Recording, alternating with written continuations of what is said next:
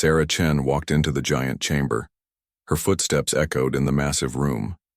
The Galactic Council building on Nexus Prime was bigger than anything on Earth. Hundreds of different alien species sat in floating chairs that moved around the room like slow dancers. She carried a small device in her hand. Inside it were the records, pictures, videos, evidence of what happened to Kepler Colony. 50,000 human men, women, and children, all dead, all killed by the Vorthak raiders who wanted their land. The chamber fell quiet when she reached the center. A hologram appeared above her head. It showed the colony as it used to be. Green fields, small houses, children playing in gardens, a peaceful place where humans had tried to build new lives. Then the hologram changed. Fire, smoke, bodies in the streets, the Vorthak ships in the sky, shooting down at anything that moved. Sarah's voice was steady when she spoke, but her hands shook slightly. "Honorable council members," she began. 3 weeks ago, the Vorthak hegemony attacked our colony on Kepler 7. They gave no warning. They asked for no surrender. They simply came and killed everyone they found. The hologram showed more scenes. A school where tiny desks were covered in ash. A hospital where doctors had died trying to protect their patients. A playground where swings still moved in the wind, but no children would ever use them again. Chancellor Vexthul shifted in his floating chair. He was 12 feet tall and covered in dark green scales. His species, the Drakmori, had been running the council for 300 years. He looked bored. "Ambassador Chen," he said in a voice that sounded like rocks grinding together. "These frontier incidents are always sad. But the Vorthak have filed proper claims for that territory. Their ancestors lived in that system long before humans arrived." Sarah felt anger rise in her chest, but she kept her voice calm. "Chancellor, with respect, the Vorthak abandoned that system 800 years ago. Under galactic law, it became free territory. We followed all proper procedures. We filed all the right forms. We paid all the fees." A chittering sound came from the insect-like hive mind representative. "Humans are new to space," it said through its translator. "Perhaps you do not understand how these things work. The strong take what they need. The weak learn to stay out of the way." Other council members nodded their agreement. The crystal beings called Zephyrians made musical sounds that meant they agreed. The gas cloud ethereals pulsed with colors that showed they thought humans were foolish for complaining. Sarah looked around the room. She had hoped for justice. She had hoped that the galaxy's leaders would care about murdered children. But she saw only cold faces and bored expressions. "So, this is your answer?" she asked. 50,000 innocent people are dead, and you will do nothing?" Chancellor Vexthul's large eyes blinked slowly. "The Vorthak are a powerful species with ancient rights. Humans are new and few. Perhaps you should consider moving your remaining colonies away from disputed areas." Sarah nodded slowly. She had expected this, but she had hoped she was wrong. She touched a button on her device. The hologram changed one more time. Now it showed the faces of the dead. Thousands of them. Men and women of every age. Children who would never grow up. Babies who had barely learned to walk. "These people trusted their government to protect them," Sarah said. "They trusted the galactic community to care about justice. They were wrong on both counts." She looked directly at Chancellor Vexthul. "We came here seeking justice through your laws and your courts. You have chosen to deny us. Very well. Humanity will seek justice through other means." The chamber was completely silent now. Even the translators had stopped their quiet humming. Sarah's voice remained steady, but something in her tone made several council members lean forward in their chairs. "We made a promise to our dead. We swore that their deaths would have meaning, that there would be consequences for what was done to them." She began walking toward the exit. Her footsteps echoed again in the silence. "You think humans are weak because we ask for help instead of taking what we want. You think we are foolish because we believe in laws instead of strength. You are about to learn how wrong you are." Sarah stopped at the door and turned back to face the council. "We promised our people justice. We gave you the chance to provide it peacefully. You refused. Now the galaxy will learn what happens when humanity keeps its promises through other methods. The door closed behind her with a soft hiss. For several minutes, the council chamber remained quiet. Then Chancellor Vexthul made a dismissive gesture with one clawed hand. Empty threats from a dying species, he rumbled. Humans have perhaps a dozen worlds and maybe 100 ships. They cannot threaten anyone. The hive mind representative chittered its agreement. If they become too troublesome, we can ask the Vorthak to deal with the rest of their colonies as well. But in the back of the chamber, an elderly Zephyrian named Crystal Song of Wind played a different tune. She was old enough to remember when other weak species had made similar promises. The melody she sang was one of warning, but the other council members were too busy discussing trade agreements to listen. Outside the building, Sarah walked to her small ship. It looked like a simple transport vessel, nothing special. Most of the alien species at the spaceport ignored it completely. They were used to seeing unremarkable human ships coming and going. Sarah activated her communication system. The message she sent was very short, just 2 words: justice denied. Across the galaxy, other humans received that message. On Earth, deep underground military bases began powering up systems that had been hidden for years. On distant colonies, cargo ships started changing course toward coordinates that did not appear on any public star maps. In research stations disguised as mining operations, scientists began final preparations for technologies that the galaxy had never seen. The message traveled to places where humans had claimed to fail, where they had told other species that their ships were lost or their colonies had been abandoned. But those places were not empty. They were waiting. Admiral Marcus Torres sat in a command center buried beneath the mountains of Colorado. He had been waiting for this message for 3 years. Around him, dozens of officers worked at control panels that monitored things the Galactic Council did not even know existed. "All stations report ready, Admiral," said his aide. Torres nodded. He was an old man who had spent his life preparing for a war he hoped would never come. But humanity had learned long ago that hope was not a strategy. "Begin Phase 1, he said quietly. Across human space, things began to move. Ships that had seemed broken suddenly became functional. Colonists who had appeared to be simple farmers revealed training in tactics and technology. Mining equipment that had been digging for metals began digging for something else entirely. The galaxy continued about its business. Trade flowed between worlds. The Vorthak celebrated their victory on Kepler-7. The Council discussed new tax policies. None of them noticed that humanity had just made a decision that would change everything. Sarah's small ship left Nexus Prime and headed toward Earth. Behind her, the great capital world of the galaxy continued its daily routine. Politicians argued, merchants counted profits, soldiers prepared for wars against known enemies. But in the deep space between stars, something was stirring. Something that had been hiding and waiting and preparing for this exact moment. Humanity had asked for justice. They had been refused. Now they would take it. Admiral Marcus Torres stood in a room that officially did not exist. The walls were made of metal so thick that even the most powerful scanners could not see through them. The room was buried 3 miles beneath the Rocky Mountains on Earth. Above him, people went about their normal lives, never knowing what lay sleeping in the depths below. "All systems are coming online, Admiral," reported Lieutenant Hayes. She was young, maybe 25, but her eyes held the look of someone who had been preparing for war her entire life. "Project Retribution is fully operational." Torres nodded and walked to the main display screen. It showed a map of the galaxy that looked very different from the ones the Galactic Council used.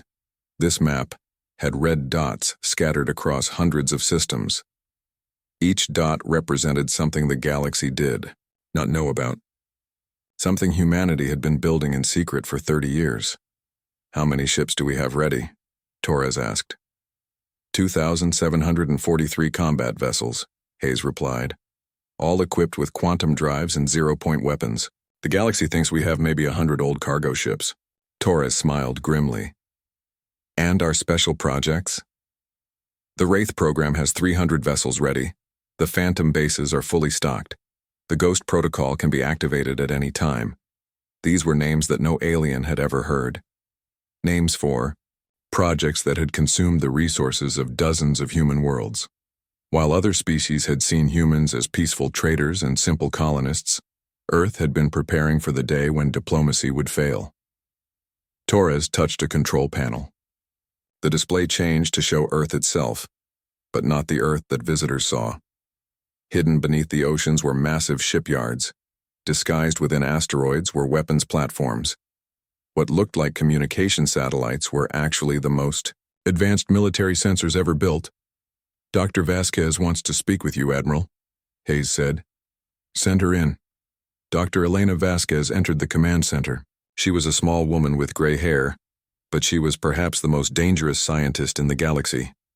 For 15 years, she had led the team that made humanity's secret weapons possible. "Admiral, the zero-point generators are performing beyond expectations," she reported. "We can now draw energy directly from empty space itself. One of our destroyers has more power than an entire alien fleet." Torres had seen the test results, but they still amazed him. While other species used fusion reactors or antimatter engines, humans had learned to tap into the energy that existed in the fabric of reality itself. It made their ships faster, their weapons more powerful, and their shields nearly unbreakable. "What about the nanite weapons?" Torres asked. "Ready for deployment. We can release them into any ship or station. They will disassemble the target at the molecular level. To the aliens, it will look like their equipment simply stops working. They will never know what hit them." Dr. Vasquez activated her own display. It showed microscopic machines, each smaller than a virus. But these tiny robots could work together to take apart anything made of matter. They were invisible to conventional sensors and could be programmed to attack specific materials while leaving others untouched. And the cloaking systems. "Our ships can become completely undetectable, not just invisible to light but invisible to gravity, magnetic fields, even space-time itself. We exist outside the normal laws of physics when we choose to." Torres felt a moment of pride in his species. Humans had always been good at adapting, at finding new solutions to old problems. But this was beyond adaptation. This was evolution. Across the solar system, other humans were receiving similar reports. Captain James Sullivan commanded a ship called the Merchant of Dreams. To any alien who saw it, the ship looked like a simple cargo hauler, rusty and slow, but hidden within its hull were weapons that could destroy a moon. Sullivan and his crew had spent 2 years mapping every Vorthak military base, every supply depot, every command center. They had done this while pretending to deliver farming equipment and medical supplies. The aliens had never suspected that the friendly human traders were actually gathering intelligence for war. "Captain, we have target locks on 43 Vorthak installations," reported his weapons officer. "We can eliminate them all within the next 6 hours." "Not yet," Sullivan said. "We wait for the Admiral's signal. When we move, it has to be perfect. No warnings, no survivors, no chance for them to understand what happened." On the bridge of his ship, Sullivan looked at a screen showing the Vorthak homeworld. It was a beautiful planet, green and blue like Earth. Cities sparkled on the surface, like jewels. Millions of Vorthak lived there, most of them probably innocent of any crimes. But somewhere on that world were the leaders who had ordered the attack on Kepler Colony. The military commanders who had laughed as they killed human children. The politicians who had celebrated the massacre as a victory. Those people would pay for what they had done. In research stations hidden throughout human space, other scientists were making final preparations.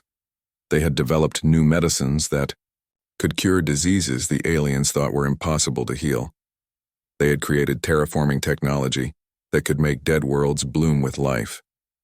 They had invented machines that could turn asteroids into fertile soil. But they had also created weapons that could do the opposite. Viruses that would attack only alien biology while leaving humans unharmed. Machines that could turn fertile worlds into lifeless rocks. Tools of creation that could become tools of destruction with a simple command change. Dr. Vasquez had often wondered if they were going too far. These weapons could reshape the galaxy. They could end entire civilizations. But then she would remember the images from Kepler Colony, the children's bodies in the school, the hospital where doctors had died protecting their patients. "Admiral," she said quietly, "are we sure this is the right path? Once we start this war, there might be no way to stop it." Torres looked at her with sad eyes. "Elena, we tried their way first. We followed their laws. We asked for their justice. They laughed at us." He turned back to the display screen showing the galaxy. "Somewhere out there are 46 other human colonies, small settlements where people are trying to build new lives. If we do nothing, the aliens will eventually kill them all. They see us as weak, as prey. But if we do this," Dr. Vasquez said, "we become something else, something the galaxy will fear." "Better to be feared than extinct," Torres replied. "Better to be monsters than victims," a communication alert chimed. The message was from Sarah Chen's ship now heading back to Earth. It contained 2 words: "Justice denied." Torres had been expecting this message, but it still felt like a punch to the stomach. The Galactic Council had made their choice. Now, humanity would make theirs. "All stations, this is Admiral Torres," he said into his communicator. "Operation Retribution is now active. Repeat, Operation Retribution is now active." Across human space, people who had been waiting for years sprang into action. Cargo ships revealed hidden weapon systems. Mining colonies activated defensive shields that could stop planet-killer weapons. Scientists uploaded final programs into AI systems that had been learning alien tactics for decades. The galaxy was about to learn that humans had been preparing for this war since the day they first left Earth. Every colony that had seemed to fail had actually been a hidden military base. Every trade mission had been gathering intelligence. Every diplomatic meeting had been an opportunity to study alien weaknesses. Captain Sullivan received his orders and smiled coldly. "Weapons officer, prepare the quantum torpedoes. Navigation. Set course for the Vorthak staging area in the Kepler system." His ship, along with dozens of others, began moving toward their targets. They traveled using technology that the aliens could not detect or follow. To any observer, the ships would simply vanish from one place and appear in another. But they were not just moving through space. They were moving through dimensions that the aliens did not even know existed. Humanity had learned to step outside reality itself when they needed to. Admiral Torres watched as his secret fleet deployed across the galaxy. In a few hours, the Vorthak hegemony would discover that their most secure military base had simply vanished. No explosion, no debris, no trace that it had ever existed. The aliens would be confused at first. They would think it was a malfunction, an accident. But then it would happen again. And again. By the time they realized they were under attack, it would be far too late. Humanity had promised justice for the dead of Kepler Colony. The galaxy was about to learn what that promise meant. The Vorthak military commander, Warlord Kethvar, was reviewing battle reports when his most secure base simply stopped existing. One moment the screens showed Outpost Omega, a fortress that had protected the Kepler system for 200 years. The next moment there was empty space where the base used to be. "What happened?" Kethvar roared at his communications officer. His voice echoed through the command center of his flagship, the Doomhammer. "Unknown, sir. All contact was lost simultaneously. No distress signal, no explosion detected. The base just disappeared." Kethvar stared at the empty space on his screen. Outpost Omega had been armed with enough weapons to destroy a small moon.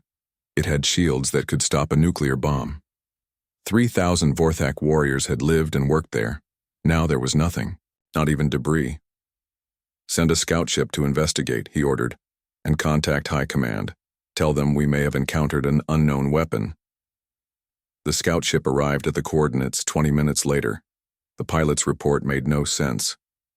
"Sir, there is literally nothing here. No wreckage, no radiation, no trace that anything ever existed at this location. Even the asteroids that used to orbit nearby are gone." Kethvar felt a chill run through his scales.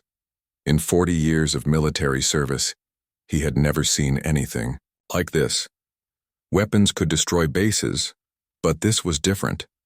This was as if reality itself had been edited, with the base simply removed from existence. "Sir, we are receiving priority communications from the hegemony fleet," reported his aide. "3 more outposts have gone silent in the past hour." The reports came in faster now. Military bases across Vortex space were vanishing. Not being destroyed, vanishing. Entire installations with thousands of soldiers were simply ceasing to exist. No enemy ships were detected. No weapon signatures were recorded. The bases were there one moment and gone the next. Captain James Sullivan watched the destruction from his ship, the Merchant of Dreams. His weapons officer was systematically erasing Vorthak military targets from reality, using technology that the aliens could not understand. "Target acquired," the weapons officer reported. "Vorthak Command Station 7, 1,200 personnel." "Fire the quantum disruptor," Sullivan ordered. The weapon did not produce a beam or a missile. Instead, it reached across space and time to change the fundamental properties of matter at the target location. Every atom in the command station stopped existing in normal space-time. To any observer, the station simply vanished as if it had never been built. Target eliminated. No trace remaining. Sullivan nodded. This was humanity's new way of war. They did not destroy their enemies. They erased them. The quantum disruptors could make any object cease to exist by removing it from the fabric of reality itself.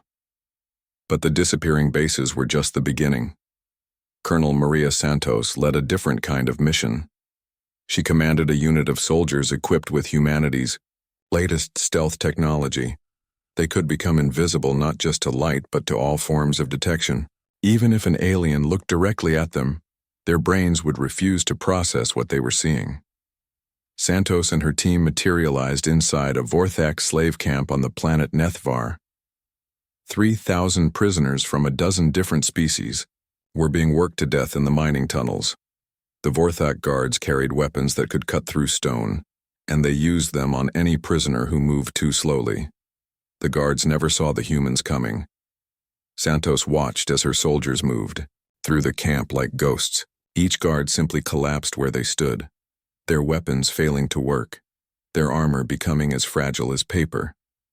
The nanites in their bloodstream were shutting down their nervous systems while dismantling their equipment at the molecular level. Within 10 minutes, every guard in the camp was unconscious. The human soldiers became visible, appearing like magic in front of the amazed prisoners. "You are free," Santos announced in the common galactic language. "We are humans. We have come to end your suffering." An elderly prisoner from the crystal species stepped forward. His body was covered in scars from years of forced labor. "Humans?" he whispered. "But humans are weak. Everyone says so." Santos smiled grimly. Everyone was wrong. Similar operations were happening across the galaxy. Human special forces teams were liberating slave camps, destroying weapons factories, and eliminating military leaders with surgical precision. They moved unseen through the most secure facilities, accomplished their missions, and vanished without a trace. But it was the space battles that truly showed the galaxy how wrong they had been about humanity. The Vorthak assembled their greatest fleet to hunt down the unknown enemy, 500 warships, each the size of a city, armed with weapons that could crack planets. Admiral Zarthok had never lost a battle in 3 decades of service. His fleet detected a small group of human ships near the Rigel system. The aliens numbered the humans 50 to 1. On paper, it should have been a massacre. Admiral Zarthok opened a communication channel. "Unknown vessels, you are surrounded and outgunned. Surrender now, and your deaths will be quick." The human response came from Captain Sullivan. "This is Captain James Sullivan of the Earth Defense Force. You are guilty of crimes against humanity. Surrender now, and you will be treated according to galactic law." Zarthok laughed, a sound like breaking glass. "You dare threaten us? We outnumber you 50 to 1. "Numbers don't matter," Sullivan replied calmly, "when you don't know what you're fighting." The battle began when the Vorthak opened fire with everything they had. Thousands of energy beams and missiles streaked toward the human ships. The aliens expected to see their enemies vaporized instantly. Instead, they watched their weapons pass harmlessly through the human vessels as if they were made of light. "What sorcery is this?" Zarthok demanded. Sullivan's ships had activated their dimensional shift drives. They were no longer completely in normal space-time. The alien weapons could not hit targets that existed partially in other dimensions. The human counterattack was devastating. Beams of impossible energy reached out from Sullivan's ships. Every Vorthak vessel they touched simply stopped working. Engines went cold. Weapons powered down. Life support systems failed. But the ships themselves were not destroyed. The crews found themselves floating helplessly in space, watching their mighty fleet become as useful as scrap metal. They were alive, but completely helpless. "This is impossible," Zarthok whispered as his own flagship lost power.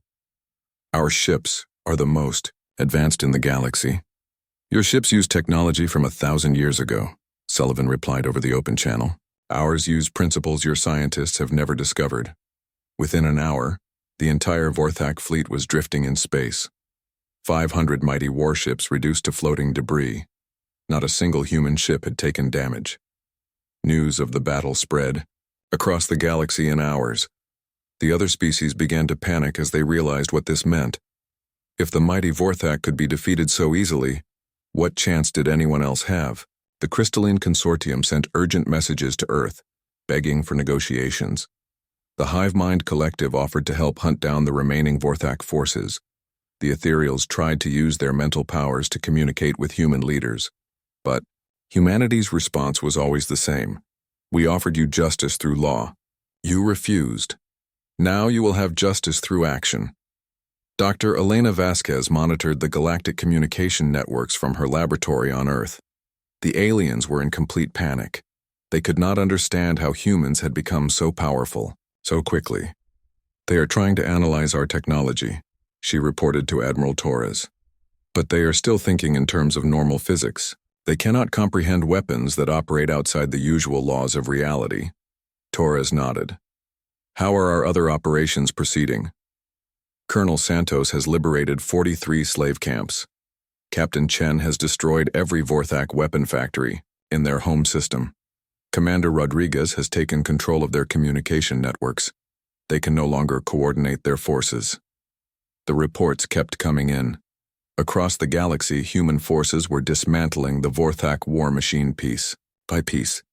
But they were not just destroying things randomly. Every target was carefully chosen to minimize harm to innocent people, while maximizing damage to those responsible for the Kepler massacre. Warlord Kethvar found himself trapped in his home system as human ships appeared around every planet. His once mighty fleet was reduced to a handful of damaged vessels hiding behind the outer moons. "Sir, we are receiving a message from the human fleet," his communications officer reported. The message was simple. "Warlord Kethvar, you are responsible for ordering the attack on Kepler Colony. You have 1 hour to surrender yourself for trial. If you refuse, your entire fleet will be erased from existence." Kethvar looked around his command bridge. His officers were young warriors who had never known defeat. They still believed they could fight their way out. "What are your orders, sir?" asked his aide. Kethvar thought of the human colony he had destroyed 3 weeks ago. He had considered it a minor victory, barely worth reporting. Now he realized it had been the beginning of the end for his entire civilization. "Signal the human fleet," he said quietly. Tell them I will consider their terms." But deep in his heart, he knew it was already too late. The humans had not come to negotiate. The Galactic Council chamber was half empty. Many of the seats that had been occupied just 3 weeks ago were now vacant. Some representatives had fled their home worlds when human ships appeared in their systems. Others had been arrested by their own people and handed over to human forces. A few had simply vanished, leaving behind only messages of surrender. Chancellor Vexthul sat in his massive chair, but he no longer looked like the powerful leader who had dismissed Sarah Chen's pleas for justice. His scales were pale with fear, and his claws shook as he tried to maintain control of the session. "Order," he called out, but his voice cracked. "We must maintain order in these difficult times." The crystalline consortium representative played a panicked melody. "The humans have surrounded our home system. They demand we surrender our entire military fleet. They have done the same to us," chittered the hive mind delegate. "But they have not attacked our civilian populations. They seem to be targeting only military assets and government officials." An ethereal pulsed with confused colors. Through its translator, it said, "We tried to read their minds to understand their intentions, but our psychic powers do not work on them. It is as if they exist outside the normal flow of mental energy." Chancellor Vexthol tried to regain control. "Surely we can negotiate with them. They are still just humans. They cannot possibly—" His words were cut off as the chamber doors opened. Sarah Chen walked in, but she was not alone. Behind her came a dozen human soldiers wearing armor that seemed to bend light around them. The aliens' eyes had trouble focusing on the soldiers, as if they were looking at mirages. "Ambassador Chen," Vexthul said, trying to sound official. "This is highly irregular. You cannot bring military personnel into the council chamber." Sarah smiled, but it was not a friendly expression. "Chancellor, you are no longer in a position to tell us what we can and cannot do." She activated a holographic projector. The chamber filled with images, but these were not the peaceful scenes she had shown 3 weeks ago. These were recordings of the human military campaign against the Vorthak. The council members watched in horror as Vorthak battle stations simply vanished from existence. They saw massive fleets reduced to floating scrap metal in minutes. They witnessed the systematic dismantling of an entire interstellar empire. "The Vorthak hegemony no longer exists," Sarah announced calmly. "Their military forces have been eliminated. Their government has surrendered unconditionally. Their war criminals are being held for trial." She changed the display to show a star map.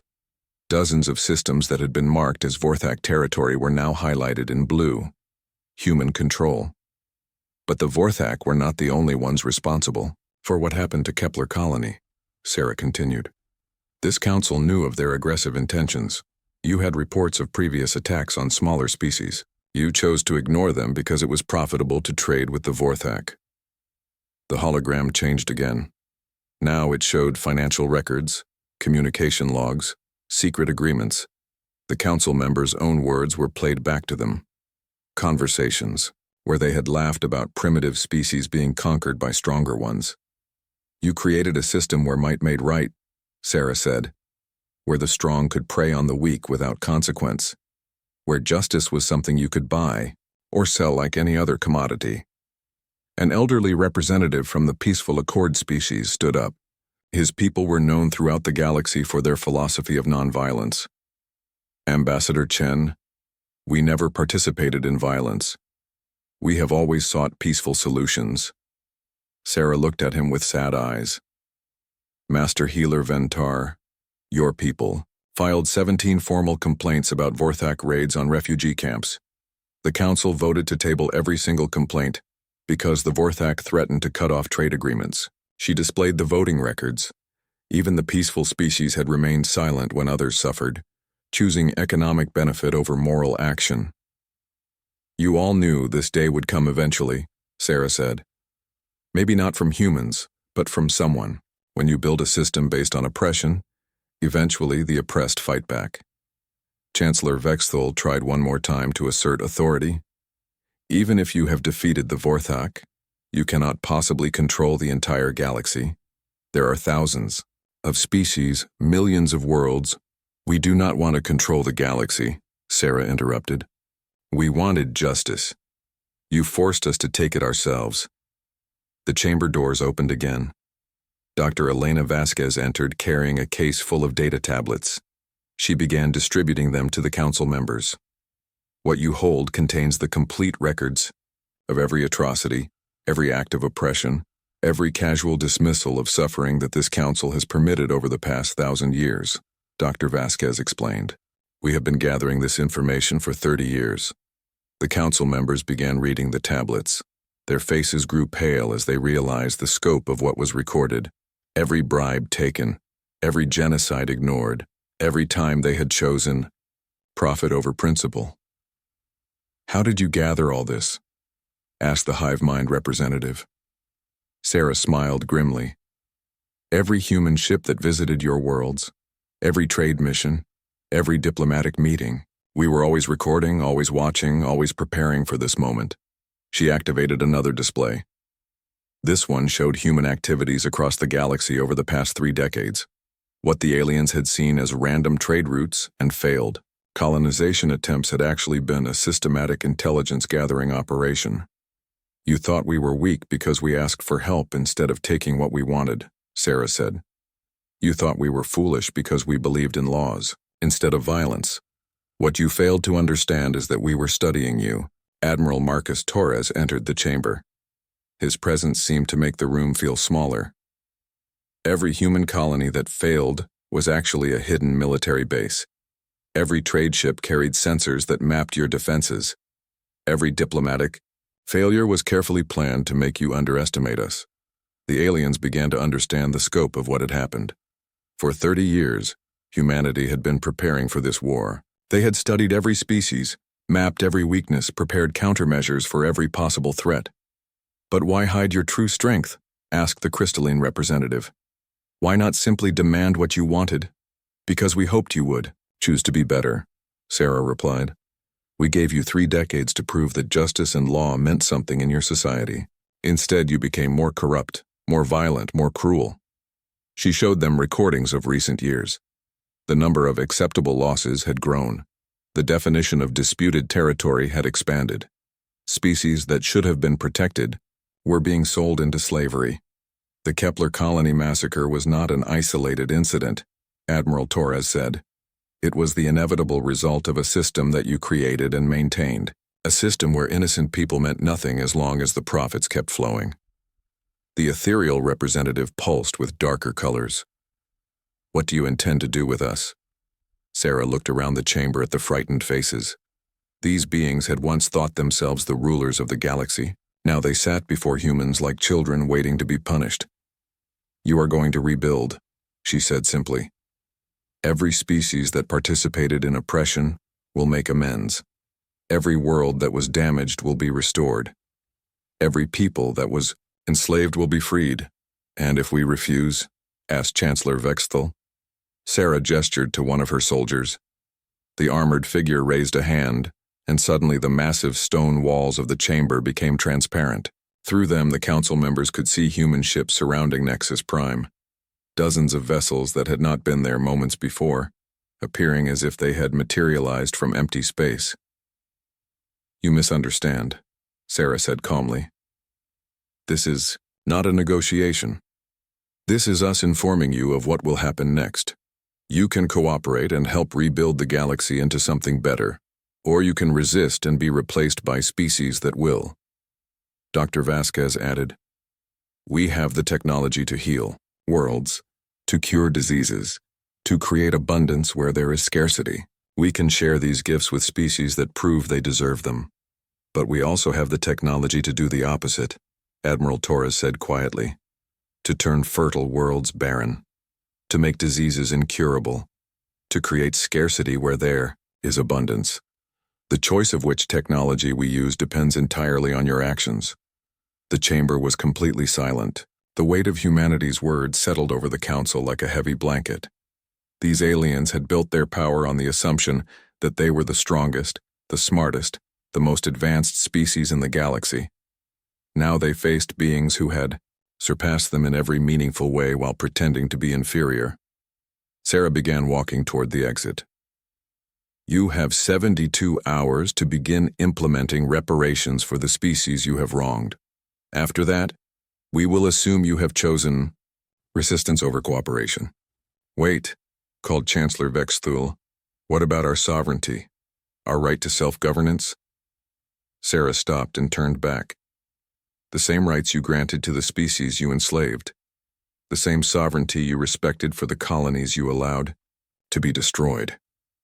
Her voice became hard as steel. "You taught us that rights are privileges that can be taken away by those with superior force. We learned that lesson very well. 1 year had passed since the Kepler colony massacre. The galaxy looked very different now. Where the old Galactic Council chamber had stood, a new building rose from the ground. It was smaller than the previous one, but somehow more impressive. The walls were made of a crystal-like material that seemed to glow with inner light. Sarah Chen stood at a podium in the center of the new chamber. Around her sat representatives from every known species in the galaxy. But these were not the same. Beings who had dismissed her pleas for justice a year ago, many of the old leaders were gone, replaced by individuals who had proven they could put justice above profit. The chamber itself was designed differently. Instead of floating chairs arranged in a hierarchy, every representative sat at the same level. The peaceful Accord species sat next to former Vorthak colonies. Crystal beings shared tables with gas cloud entities. No one was more important than anyone else. Friends, Sarah began, and the word carried weight now. These species were friends not because they feared human power, but because they had learned to respect human principles. Today marks the first anniversary of the day that changed everything. A holographic display appeared above the chamber. It showed Kepler colony as it existed today. Green fields stretched to the horizon. Children played in parks. New houses stood where the old ones had been destroyed. But at the center of the colony stood a memorial, a simple stone wall with 50,000 names carved into it. We rebuilt Kepler colony, Sarah continued. But we did not forget why it was destroyed. We promised our dead that their sacrifice would have meaning. Today I can say that promise has been kept. She gestured to the assembled representatives. Look around you. Species that once preyed on the weak now work to protect them. Governments that once ignored suffering now compete to provide aid. A galaxy that once rewarded violence now celebrates cooperation. The transformation had not been easy. In the months following humanity's takeover, several species had attempted to resist the new order. The Drakmori had tried to rebuild their military in secret. The Ethereals had attempted to manipulate other species into rebellion. The Crystalline Consortium had refused to pay reparations to species they had exploited. Each attempt at resistance had been met with swift, precise human response. Not destruction, but correction. The Drakmori found their secret weapons factories converted into schools and hospitals. The Ethereals discovered that their psychic powers were blocked by human technology. The Crystals learned that their entire economy could be shut down with a single command from human computers. But humanity had also kept their promises about sharing their gifts. Dr. Elena Vasquez had worked tirelessly to heal worlds damaged by centuries of exploitation. Planets that had been strip-mined were restored to garden worlds. Species on the edge of extinction were saved by advanced medical technology. The former slave camps had become universities. The old weapons factories now produced tools for terraforming and construction. The massive fleets that once enforced oppression were converted into rescue vessels and exploration ships. Admiral Torres entered the chamber and took his place at Sarah's side.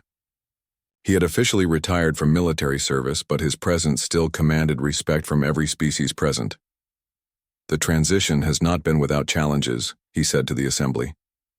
Some of you resented human intervention.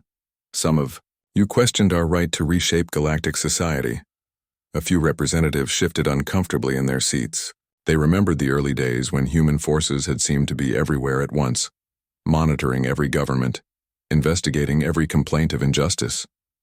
But look at what we have accomplished together, Torres continued. Trade routes that were once controlled by criminal cartels are now open to all species. Resources that were hoarded by the powerful are now distributed based on need. Justice is no longer something you can buy, it is something everyone deserves. He activated a new display showing economic data.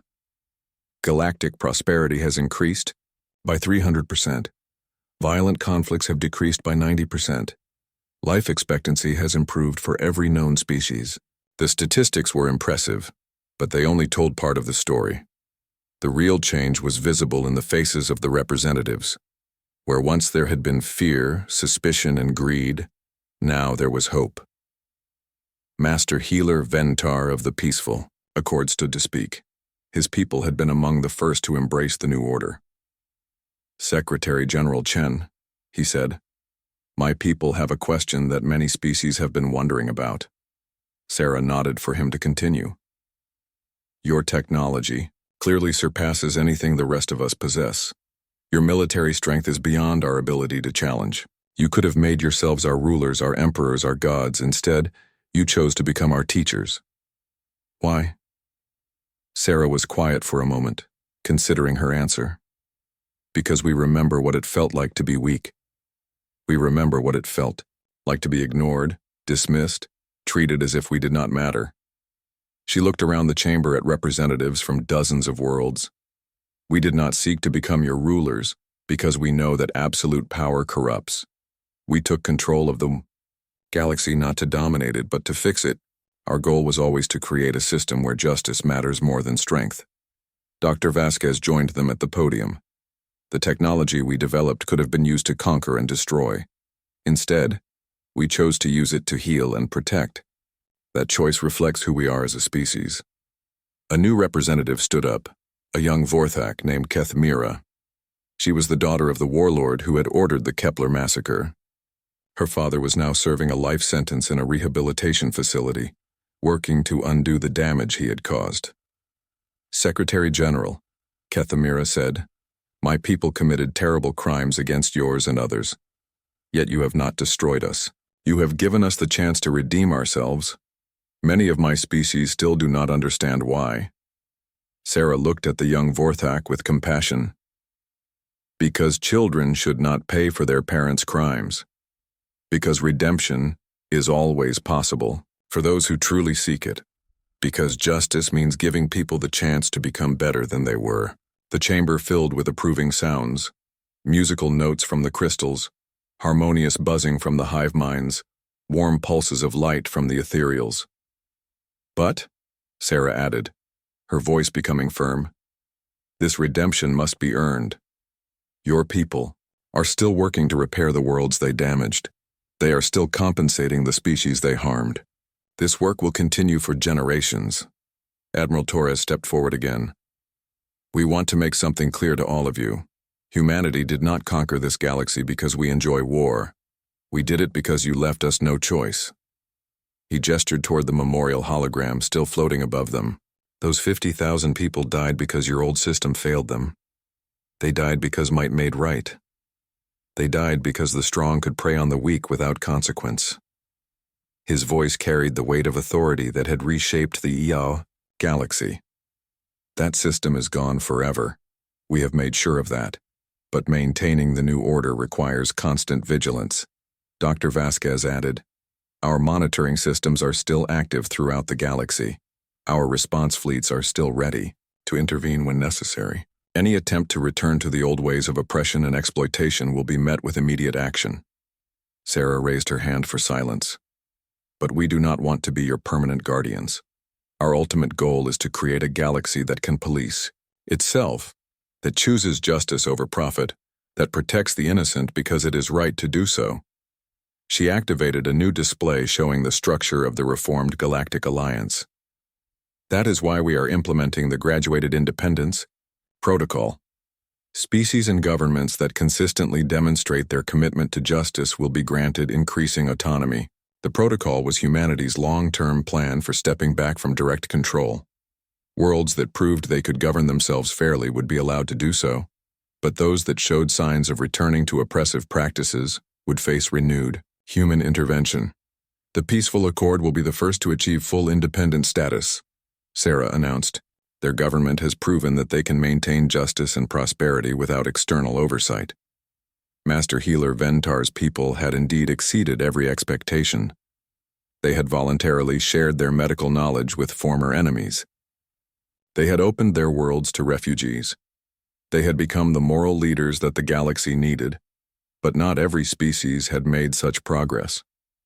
Some still struggled with the concept that strength should serve justice rather than the other way around. Human oversight would continue for them until they learned to choose the right path consistently. As the session continued, representatives reported on reconstruction projects across the galaxy. Former weapons manufacturers had been converted into producers of farming equipment. Old military academies now taught engineering and medicine. The massive resources once devoted to war and oppression were being used to build a better future. Young beings from dozens of species were attending integrated schools where they learned about cooperation instead of conquest.